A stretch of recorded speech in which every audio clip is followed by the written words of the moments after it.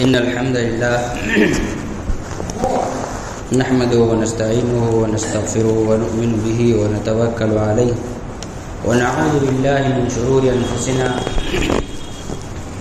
ومن سيئات أعمالنا من يهده الله فلا مضل له ومن يضلل فلا هادي له وأشهد أن لا إله إلا الله وحده لا شريك له وأشهد أن محمدا عبده ورسوله أما بعد فإن خير الحديث كتاب الله وخير الهدي هدي محمد صلى الله عليه وسلم وشر الأمور محدثاتها وكل محدثة بدعة وكل بدعة ضلالة وكل ضلالة في النار. أعوذ بالله السميع العليم من الشيطان الرجيم.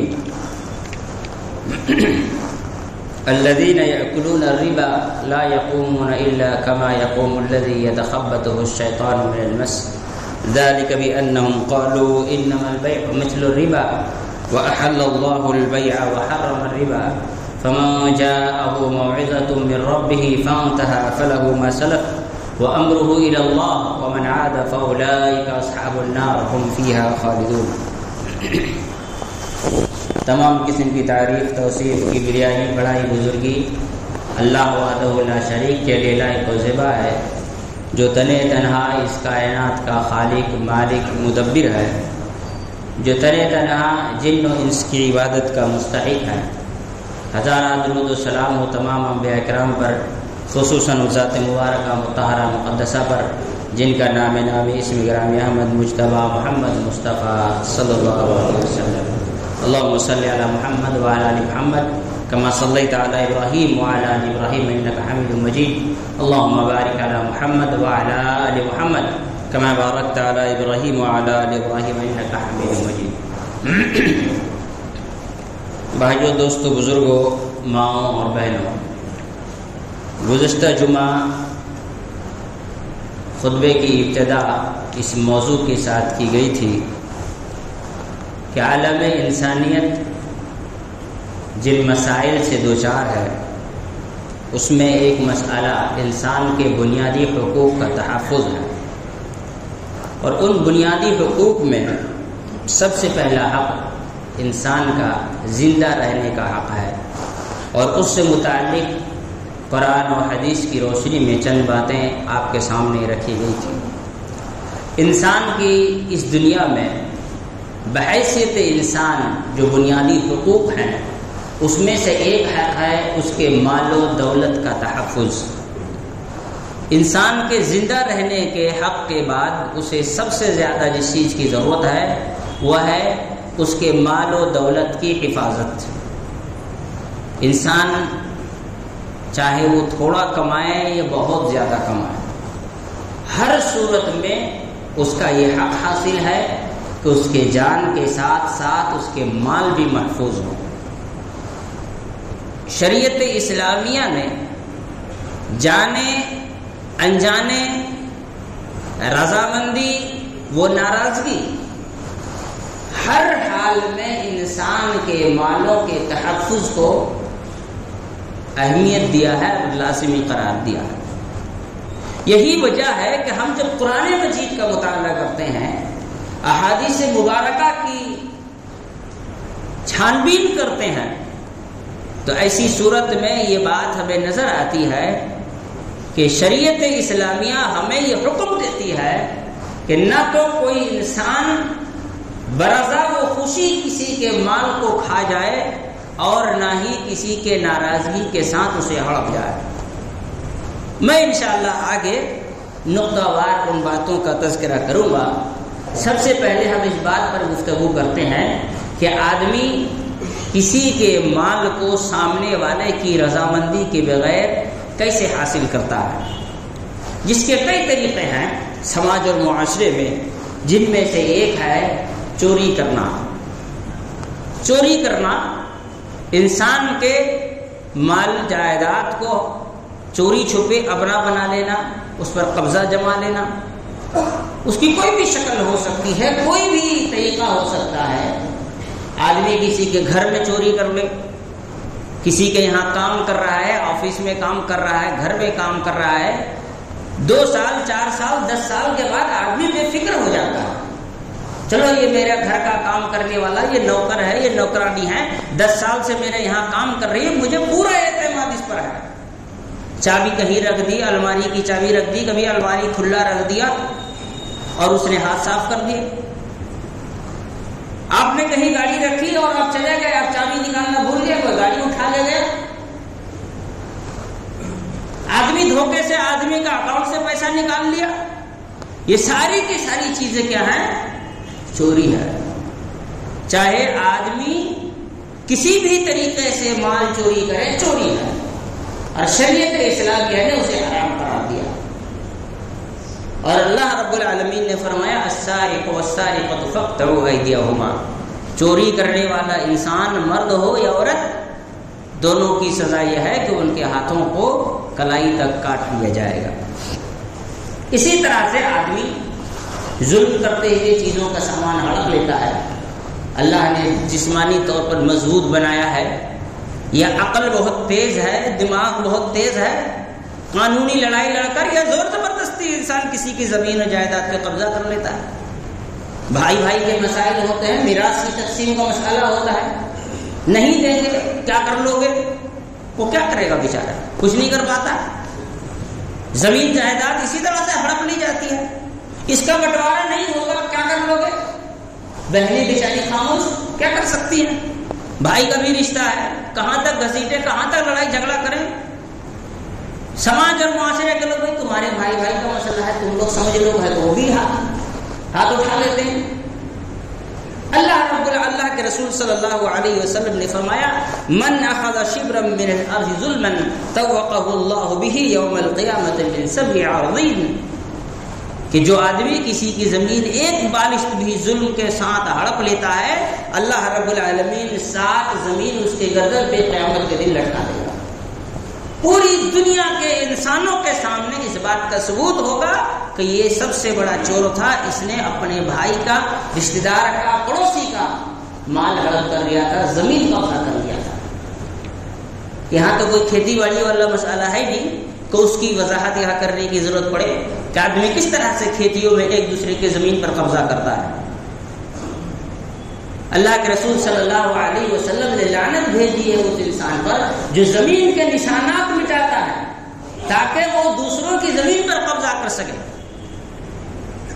وَلَعْنَةُ اللَّهِ عَلَى مَنْ غَيَّرَ مَنَارَ الْأَرْضِ، اللہ تعالیٰ کی لعنت ہو، صحیح مسلم کی حدیث ہے، جو آدمی دوسروں کی زمین پر قبضہ کرنے کے لیے نشانات کو ادھر سے ادھر کرتا ہے، نشانی کو مٹا دیتا ہے، ناپ کر کے یہاں پر ایک نشان ڈال دیا گا، لوہا گاڑ دیا گا، کھوٹی گاڑ دیا گیا تاکہ لوگوں کو پتا چلے یہاں تک اس کی زمین ہے، راتوں رات اٹھا کے دوسری جگہ اس نے گاڑ دیا اور اپنی زمین کی چوڑائی بڑھا لی۔ تو اللہ کے رسول صلی اللہ علیہ وسلم نے ایسے انسان پر لعنت بھیجی ہے۔ اسی طرح سے دوسروں کے زمین پر، دوسروں کے جائیداد پر قبضہ کرنے کی ایک شکل ڈاکہ زنی ہے جس کو اسلام نے حرام قرار دیا ہے۔ اور اللہ کے رسول صلی اللہ علیہ وسلم کے پاس ایک آدمی آیا، صحیح مسلم کی حدیث ہے، کہا کہ ایک آدمی میرے ساتھ ڈکیتی کر رہا تھا، میری اس سے لڑائی ہو گئی، میں نے اس کو قتل کر دیا، تو کیا ہوگا؟ تو اللہ کے رسول صلی اللہ علیہ وسلم نے فرمایا ان قتلتہ فہو من النار، فہو فی النار، اگر تو نے اسے قتل کر دیا تو وہ جہنمی ہے۔ کہا وہ ان قتلنی، اگر وہ مجھے قتل کر دے، کہا فانت شہید، تو اپنے مال کی وجہ سے لڑتا ہوا مرا ہے، تو مظلوم تھا، تو شہید ہے۔ اسی طرح سے اللہ رب العالمین نے قرآن مجید میں دوسروں کے مالوں کو ناحق طور پر کھا لینے کی جو ایک شکل ہے جس کو رضامندی کے ساتھ کھایا جاتا ہے، اس کے بارے میں قرآن مجید میں آیت نازل کی، اور وہ ہے سود۔ سود تو آدمی رضامندی کے ساتھ کھاتا ہے نا، ایک دوسرے کے ساتھ راضی ہوتا ہے، دونوں ایگری ہوتے ہیں، دونوں دستخط کرتے ہیں کہ ہاں بھائی ہم اتنا دیں گے، اور وہ سوئیاں ٹھوک کر لکھتا ہے کہ ہم اتنا لیں گے، دونوں راضی اور خوش ہوتے ہیں۔ لیکن کوئی زراعت دینے والے سے پوچھے کہ وہ دل سے راضی ہے یا مجبوری میں راضی ہوا ہے؟ ہر انسان جانتا ہے کہ مجبوری میں آدمی راضی ہوتا ہے، دل سے کوئی راضی نہیں رہتا، لیکن مجبوری ہوتی ہے۔ اب وہ کتنی مجبوری ہوتی، کیا ہوتی ہے، شریعت نے اس پر کیا حکم دیا ہے، اس کی تفصیل میں ہم نہیں جا رہے ہیں، لیکن اللہ رب العالمین نے قرآن مجید میں ارشاد فرمایا الذین یأکلون الربا لا یقومون الا کما یقوم الذی یتخبطہ الشیطان من المس۔ جو لوگ سود کھاتے ہیں ان کی حالت کیسی ہوگی؟ قیامت کے دن وہ ایسے اٹھائے جائیں گے کہ وہ خبطی ہوں گے، ایسا لگے گا جیسے اس کو شیطان نے چھو لیا ہے۔ ذالک بانہم قالوا انما البیع مثل الربا، یہ اس وجہ سے ہوگا کہ وہ یہ کہتا تھا کہ جی یہ بھی تو ایک طرح کا بزنس ہی ہے، یہ بھی تو ایک طرح کا کاروبار ہی ہے۔ یہ سود کھانے والے تو اتنا زیادہ ہیلے بہانے سیکھ کر کے آتے ہیں باقاعدہ، اور آپ کو بتاؤں دنیا میں ڈگریاں تو اسی کی دی جاتی ہے کہ سامنے والے کو بیوقوف بنا کر کے کیسے اس کا مال ہڑپا جائے، ڈگریاں لی جاتی ہیں، اور اس ڈگریوں کے نام پر بھی کروڑوں روپے کمپنی والے اسکول والے ہڑپ لیتے ہیں۔ آپ کو معلوم ہے ایک آدمی کو نوبل پرائز ملا ہے، ایک آدمی کو نوبل پرائز ملا ہے، بطور نام وہ آدمی مسلمان ہے، نام کے طور پر وہ مسلمان ہے، بنگلہ دیش کا رہنے والا، اس وجہ سے کہ اس نے بینکنگ سیکٹر میں بہت بڑا کام کیا ہے، نمایاں کام کیا ہے۔ نواز گوگل کریں گے سب کو نام پتا چل جائے گا۔ نوبل پرائز اس لیے کہ اس نے لوگوں کو سود کھانا سکھا دیا، اس لیے اس کو نوبل پرائز دیا گیا۔ اللہ رب العالمین نے فرمایا وَأَحَلَّ اللَّهُ الْبَيْعَ وَحَرَّمَ الرِّبَا۔ اتنی بات یاد رکھو، تمہارا دماغ زیادہ مت چلاؤ۔ تمہیں بظاہر اگر لگتا ہے کہ سود ایک طرح کا کاروبار ہے تو سن لو، اللہ نے سود کو حرام کیا ہے، کاروبار کو حلال کیا ہے۔ اب ایک حدیث بیان کر کے بات آگے بڑھاتے ہیں۔ ایک آدمی اللہ کے رسول صلی اللہ علیہ وسلم کے زمانے کا واقعہ ہے، رسول اللہ صلی اللہ علیہ وسلم نے کسی کام سے مارکیٹ بھیجا اسے، اس نے 2 کلو کھجور کے بدلے 1 کلو کھجور لے لی اور لے کر رسول اللہ صلی اللہ علیہ وسلم کے پاس پہنچ گیا۔ اللہ کے رسول صلی اللہ علیہ وسلم نے پوچھا کہ تم نے کیسے لیا؟ تو کہا کہ یہ 2 کلو کھجور تھے میرے پاس، کوالٹی اتنی اچھی نہیں تھی تو میں نے یہ دے دیا، اور اس کے بدلے میں اسی قیمت کے 1 کلو کھجور جو بہترین کوالٹی کے ہیں، بہترین اقسام و اصناف کے ہیں، میں لے کر کے آ گیا۔ تو اللہ کے رسول صلی اللہ علیہ وسلم نے کہا کہ یہ 2 کلو بیچ کر پہلے اس سے پیسے لے لیتے، پھر اسی پیسے سے 1 کلو خرید لیتے، بس بیچ میں ایک چیز ہٹ گیا۔ تو اللہ کے رسول صلی اللہ علیہ وسلم نے کہا کہ یہ سود ہے، یہ حرام ہے۔ بے مجہول ہمارے یہاں سماج میں جو چل رہا ہے، آدمی کیا خرید رہا ہے اس کو پتہ ہی نہیں ہے، آدمی کیا بیچ رہا ہے اس کو پتہ ہی نہیں ہے۔ یہ جو چل رہا ہے نا اسٹاک مارکیٹ کا کھیل، اس میں صرف ایک بات بتا دوں، ہمارے استاد ڈاکٹر فضل الرحمان رحمۃ اللہ علیہ انتقال کر گئے۔ 2006 میں مسلم ورلڈ لیگ کا اسلامک فقہ اکیڈمی کا پروگرام ہوا، اس پروگرام میں اسٹاک مارکیٹ کے بارے میں میٹنگ تھی، دنیا کے گن کر 36 بڑے علماء کو بلائے گئے تھے، مکہ میں یہ میٹنگ ہوئی، وہ اس کمیٹی کے ممبر تھے، وہ بھی گئے۔ انہوں نے کہا کہ پورے مجلس میں بڑے بڑے اکانومسٹ کو لایا گیا تھا، دنیا بھر کے، امریکہ اور فرانس اور کہاں کہاں سے سب آئے تھے، یہ دنیا کو اسٹاک مارکیٹ کے بارے میں سمجھا رہے تھے کہ اسٹاک مارکیٹ ہوتا کیا ہے، تاکہ علماء کوئی صحیح فیصلہ لے سکے یہ ہے کیا چیز۔ تو ہم میں سے کسی طالب علم نے سوال کیا شیخ سے کہ شیخ آپ کو سمجھ آ گئی، آپ کو اسٹاک مارکیٹ سمجھ میں آ گئی؟ بولے کیوں، یہ سوال کیوں کر رہے ہو؟ کا سوال اس لیے ہے کہ جو لوگ اس میں روز کھیلتے ہیں وہی لوگ سمجھ نہیں سکے آج تک ہوتا کیا چیز ہے یہ. تو کہا کہ میں پورے 10 دن کے میٹنگ کا خلاصہ بتا رہا ہوں. چوہے بلی کی کھیل ہے, چوہے کو ہارنا ہے, بلی کو جیتنا ہے. تم کچھ بھی کر لو, اس میں دھوکہ اور غش کے سوا کچھ نہیں ہے. ہمارے یہاں کتنے مسلمان کہیں گے ارے نہیں جی ہم نے پڑھ رکھا ہے, ہم نے سمجھ رکھا ہے. آپ کتنا بھی سمجھ لیجئے, کتنا یاد رکھیے, شریعت اسلامیہ میں اس طرح کے مشکوک چیزوں کی خرید و فروخت جائز اور درست نہیں ہے. بتا دیا جائے گا امریکہ میں آپ کے نام کا ایک بلڈنگ خرید لیا گیا, 5 ٹریکٹر بھر کے سونا خرید کے رکھ لیا گیا, یہی سب بتا دیا جائے گا. جو بھی ہوگا چوہے بلی کا کھیل ہے, بلی جیتے گی لاسٹ میں اور چوہا ہارے گا.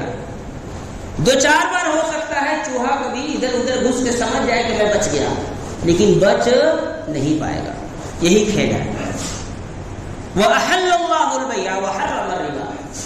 پھر اللہ تعالیٰ کا فمن جاءه موعظة من ربه فانتهى فله ما سلف وامره الى الله. جس تک یہ آیت پہنچ گئی اس نے اپنی اصلاح کر لی تو پچھلا اللہ کے حوالے ہے, اللہ تعالیٰ معاف کرنے والا ہے. لیکن کوئی آدمی اگر اس آیت کی جان لینے کے بعد بھی ضد پر اڑا ہوا ہے, اسے حلال تصور کر رہا ہے, ضدی ہے کہ نہیں میں نے دیکھا ہے, میں نے جانچا ہے, میں نے پرکھا ہے, یہ حلال ہے, میں مانوں گا نہیں. وَمَنْ عَادَ فَأُولَٰئِكَ أَصْحَابُ النَّارِ هُمْ فِيهَا خَالِدُونَ. اللہ نے کہا جو دوبارہ پلٹ کر کے اس گناہ میں ملوث ہوا وہ آدمی جہنمی ہے, ہمیشہ رہے گا. يَمْحَقُ اللَّهُ الرِّبَا وَيُرْبِي الصَّدَقَاتِ. سود سے اللہ غریبی کو بڑھاتا ہے اور صدقات کو اللہ تعالیٰ اضافہ کے ساتھ اس میں پھول و پھل لگاتا ہے, اس کو بارور کرتا ہے, اس کو ثمردار اور پھلدار بناتا ہے. ایک بات یاد رکھیں, مولانا آزاد رحمۃ اللہ علیہ نے لکھا کہ سود خور جو ہوتا ہے یہ ڈاکو سے بھی بڑا خطرناک ہوتا ہے, کیونکہ ڈاکو امیر اور مالدار گھر پہ حملہ کرتا ہے اور سود خور غریبوں اور فقیروں کے یہاں حملہ کرتا ہے. تو یہ بات رہی سود کی. اسی طرح سے راضی اور خوشی سے جو دوسروں کے مال ہڑپے جاتے ہیں اس میں سے ایک چیز کیا ہے, رشوت. یہاں ایک بات آپ کو بتاؤں مثال دے کر کے, یہ ہندوستان کے بڑے بڑے علماء کا یہ فتویٰ ہے. جامعہ سلفیہ بنارس کے دارالعلوم, مرکزی دارالعلوم ہندوستان جس کو کہتے ہیں, جامعہ سلفیہ بنارس کے دارالفتہ کا بھی یہی فتویٰ ہے کہ آپ ایگزام میں بیٹھے ہیں, آپ کا رینک ہے 1 اور 2 والا رشوت دے کر کے آپ کی جگہ پر نوکری لے رہا ہے. آپ کا حق تھا, دوسرا آدمی رشوت دے کر کے آپ کا حق مار رہا ہے. تو ایسی صورت میں آپ اگر رشوت دے کر کے اپنا حق بچاتے ہیں, کہ میں اپنا فتویٰ نہیں بتا رہا ہوں, ہندوستان کے سبھی بڑے علماء کا یہ فتویٰ ہے اہل حدیثوں کے, آپ اگر اپنا حق بچانے کے لیے پیسہ دیتے ہیں تو ایسی صورت میں آپ گنہگار نہیں ہیں, سامنے والا گنہگار ہے. لیکن اگر آپ دوسرے کا حق مارنے کے لیے پیسہ دے رہے ہیں کہ آپ کا 10واں نمبر پر ہے, صرف 9 لوگوں کو نوکری ملے گی, تو آپ پیسہ لے کر پہنچ گئے کہ بھائی ہم کو 10 سے 9 پہ لا کے کھڑا کر دو, تو ایسی صورت میں آپ بھی گنہگار ہیں, سامنے والے بھی گنہگار ہیں. اللہ رب کے رسول صلی اللہ علیہ وسلم نے فرمایا الراشی والمرتشی فی النار. رشوت کھانے والا, رشوت کھلانے والا دونوں جہنمی ہیں. اور ایک حدیث میں ہے کہ اللہ کے رسول صلی اللہ علیہ وسلم کے بارے میں لعن رسول اللہ صلی اللہ علیہ وسلم الراشی والمرتشی. رسول اللہ صلی اللہ علیہ وسلم نے رشوت کھانے والا, رشوت کھلانے والا دونوں پر اللہ کے رسول صلی اللہ علیہ وسلم نے لعنت بھیجی ہے. یہی حال سود کا بھی ہے, کھانے والا کھلانے والا. صحیح مسلم کی حدیث ہے, لعن رسول اللہ صلی اللہ علیہ وسلم آکل الربا وموکلہ وصاحبہ وکاتبہ. سود کھانے والا, کھلانے والا, دونوں گواہ, لکھنے والا, سب پر اللہ کے رسول صلی اللہ علیہ وسلم نے لعنت بھیجی. اور ایک دوسری بات میں ہم سواء, گناہ میں سب برابر ہیں. گناہ میں کیا ہے, سب کے سب برابر ہیں. دوسروں کے مالوں کی حفاظت کے سلسلے میں ایک طریقہ یہ بھی ہوتا ہے کہ آدمی غریب ہے, کوئی سامان خریدنا چاہتا ہے, آپ دام بڑھا کر اس کا سامان خرید لیے. شریعت کتنی باریکی سے دوسروں کے مالوں کا تحفظ کرتا ہے، اس کی حفاظت کرتا ہے۔ چنانچہ اللہ کے رسول صلی اللہ علیہ وسلم نے فرمایا وَلَا يَبِيعُ أَحَدُكُمْ عَلَى بَيْعِ أَخِيهِ، کوئی آدمی جب اس کا بھائی کسی چیز کو خریدنے کی بات چیت کر رہا ہے تو وہ اس پر بیع نہ کرے، اس پر بات چیت نہ کرے، اس پر دام نہ لگائے جب تک کہ سامنے والا خرید نہ لے یا وہ چھوڑ کر کے نہ چلا جائے، تب تک وہ دام نہ لگائے۔ کیوں کہ اس نے خریدنے کی کوشش کی ہے، اس پر پہلا حق اسی کا ہے۔ دیکھ لیں سامنے والا 2000 روپیہ دام لگا کے رکھا ہے، اس کے پاس 1800 روپیہ ہے، میں پہنچ کر 2200 بول دوں، شریعت یہاں تک حفاظت کی بات کرتا ہے۔ اسی طرح سے اللہ کے رسول اللہ رب العالمین نے قرآن مجید میں دوسروں کے مال ہڑپنے کا ایک قسم دھوکہ اور فریب کا تذکرہ کیا ہے۔ وَإِذَا كَالُوهُمْ أَوْ وَزَنُوهُمْ يُخْسِرُونَ، جب آدمی اپنے سامان کو ناپتا ہے، وزن کرتا ہے تو اس میں کمی زیادتی کرتا ہے، ڈنڈی مارتا ہے۔ 10 روپیہ کا سامان لینا ہے، آپ نے 10 روپیہ دیا، اس میں ناپنے میں آپ کو 8 روپے کا سامان دیا، یا تو اس نے آپ کو، اور کسی بھی طرح سے آدمی دھوکہ کر سکتا ہے، ایک کوالٹی کی دام ہوئی دوسری کوالٹی کے سامان دے دیا۔ تو ویل للمطففین، اللہ رب العالمین نے فرمایا ویل ہو، ہلاکت ہو، ویل جہنم کی وادی کا نام ہے، وہ آدمی جہنمی ہو جو آدمی ناپ تول میں دھوکہ دھڑی کرتا ہے، دوسروں کے ساتھ دھوکہ کرتا ہے تاکہ آدمی دوسروں کے سامان پر قبضہ کرے، دوسرے کے مال پر قبضہ کرے۔ 2 حدیثیں اس سلسلے میں انسان کو یاد رکھنی چاہیے۔ اللہ کے رسول صلی اللہ علیہ وسلم نے فرمایا المسلم من سلم المسلمون من لسانه ويده، مسلمان وہ ہے جس کے ہاتھ اور زبان سے کوئی بھی عمل ایسا نہ ہو جس سے دوسرے مسلمان کے جان، مال، عزت، آبرو کو نقصان پہنچے۔ اس میں جان بھی داخل ہے، مال بھی داخل ہے، عزت و آبرو بھی داخل ہے۔ تیسرا، انسان کا جو بنیادی حق ہے زندہ رہتے ہوئے، مال کے بعد اس کی عزت نفس کی تحفظ ہے، اس کو بھی اللہ کا رسول صلی اللہ علیہ وسلم نے محفوظ کر دیا۔ حجۃ الوداع کے موقع پر اللہ کے رسول صلی اللہ علیہ وسلم نے خطبہ دیتے ہوئے کہا ایو شہر ھذا، یہ کون سا مہینہ ہے؟ پھر کچھ دیر خاموش رہے، صحابہ اکرام سوچنے لگے کہ شاید اب اس سال سے ذی الحجہ کا نام چینج ہو جائے گا، بدل جائے گا، سب خاموش تھے۔ اللہ کے رسول صلی اللہ علیہ وسلم نے فرمایا الیس بذی الحجہ، کیا یہ ذی الحجہ کا مہینہ نہیں ہے؟ صحابہ اکرام نے کہا کیوں نہیں اللہ کے رسول صلی اللہ علیہ وسلم؟ پھر اللہ کے رسول صلی اللہ علیہ وسلم نے فرمایا ایو بلد ھذا، یہ کون سا شہر ہے؟ سب خاموش کہ شاید کہ اب مکہ کا نام چینج ہوگا، بدلے گا۔ کچھ دیر بعد اللہ کے رسول صلی اللہ علیہ وسلم نے فرمایا الیس بمکہ تھا، کیا یہ مکہ شہر نہیں ہے؟ سب نے کہا ہاں اللہ کے رسول صلی اللہ علیہ وسلم۔ پھر اللہ کے رسول صلی اللہ علیہ وسلم نے فرمایا ایو یوم ھذا، عرفہ کا دن تھا، 9 ذی الحجہ، آج کون سا دن ہے؟ سب خاموش۔ پھر اللہ کے رسول صلی اللہ علیہ وسلم نے فرمایا کہ یہ عرفہ کا دن نہیں ہے؟ کہا ہاں اللہ کے رسول صلی اللہ علیہ وسلم۔ کہا سنو انما اموالکم واعراضکم ودماؤکم حرام علیکم کحرمت یومکم ھذا وشہرکم ھذا وبلدکم ھذا۔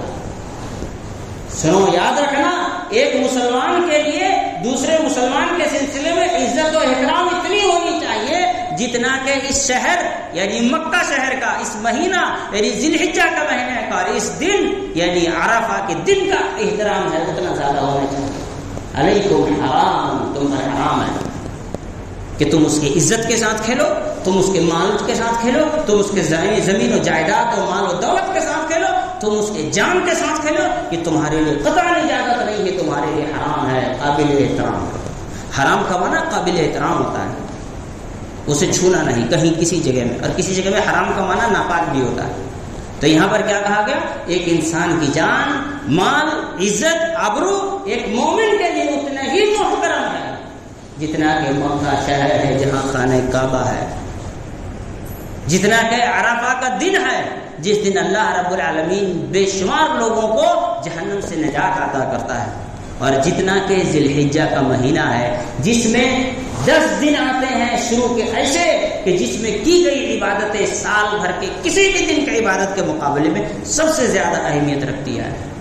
تو ہم مسلمانوں کو چاہیے کہ ہم اس چیز کو سمجھیں کہ انسان کے جو بنیادی حقوق ہیں، جان، مال، عزت و آبرو کی حفاظت، جتنا اسلام نے اس کی حفاظت کی بندوبست کی ہے اتنا کسی اور دین اور دھرم اور کسی بھی مذہب یا دنیا کے کسی قانون نے نہیں کیا ہے۔ اللہ رب العالمین سے دعا ہے اللہ تعالی ہم تمام لوگوں کو سمجھنے اور ایک دوسرے کے حقوق ادا کرنے کی توفیق عطا فرمائے۔ اقول قولی ھذا واستغفر اللہ لي ولکم ولسائر المسلمین من كل ذنب واستغفروه انه هو الغفور الرحیم۔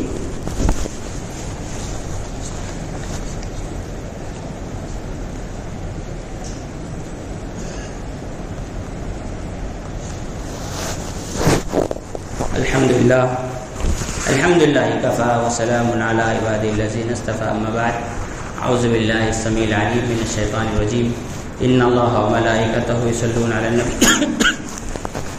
يا أيها الذين آمنوا صلوا عليه وسلموا تسليما اللهم صل على محمد وعلى آل محمد كما صليت على إبراهيم وعلى آل إبراهيم إنك حميد مجيد اللهم بارك على محمد وعلى آل محمد كما باركت على إبراهيم وعلى آل إبراهيم إنك حميد مجيد عباد الله رحمكم الله إن الله يأمر بالعدل والإحسان وإيتاء ذي القربى وينهى عن الفحشاء والمنكر والبغي يعظكم لعلكم تذكرون اذكروا الله يذكركم وادعوه يستجب لكم ولذكر الله تعالى أعلى وأولى وأجل وأتم وأكبر والله يعلم ما تصنعون۔